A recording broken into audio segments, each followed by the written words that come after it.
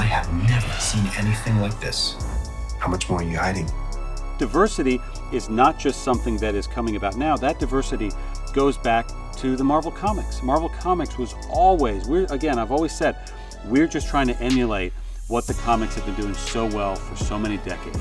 And one of those things is representing society as it exists. The Black Panther character came about in the 60s, around the time of the Civil Rights Movement, around the time of the actual Black Panther Party, and how daring it was for the Marvel bullpen and Stan Lee and Jack Kirby to say, we're going to take a character and introduce him, named the Black Panther, an African character who is smarter than any of our other heroes, who is stronger than most of our other heroes, and who comes from a place which is more advanced and has more intelligence than anywhere else on Earth. And that we finally now, 50 years later, get to put that on the big screen is incredibly exciting for us. We are home. What we tried to do is really hang on to the themes and hang on to the ideas that made T'Challa in the comics. You know, there's a few things with any superhero you kind of gotta. You know, we would talk to the studio about it too. Like, man, what does he need to have? You know, to be the Black Panther? What makes the Black Panther the Black Panther? And obviously, you got the political responsibility. You know, you got the suit. You got the claws. You know, you got the strength. You got the fact that he's African. Like that's the thing that makes him unique. So when you start talking about performance and things that are, you know, important to him, the things that you want to highlight, things that you know, want to make sure are coming across clear to the audience. You know, that was kind of like our grounding thing. You get to decide what kind of king you are going to be. What doesn't Chadwick bring to the character? I mean, he's regal and he's grounded and he brings a gravitas to it, and he's extremely handsome, easy on the eyes. He also has incredible martial arts training as well that he brought to the role. I waited my entire life for this. The world's gonna start over.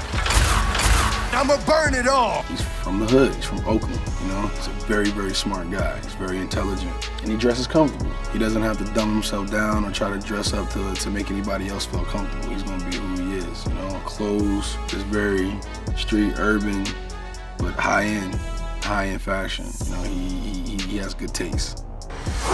My son, it is your time. With Chadwick, just warmth and camaraderie came into it, of course, with a great deal of respect for his previous work. So when I looked at him with proud eyes, you know, they were as mother and also as comrade and colleague and Angela. Hi.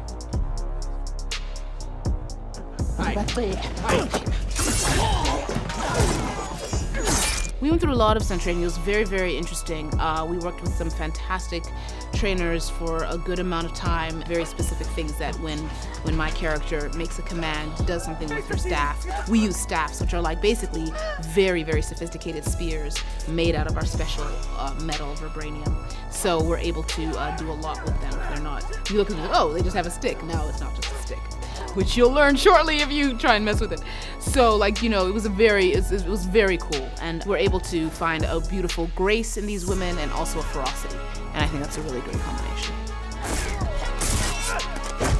The aesthetics on this film and the visuals on this film have been incredible and a real pleasure to watch, actually, and a pleasure to wear the stuff. You know, Everett Ross doesn't wear the most outlandish gear in the film.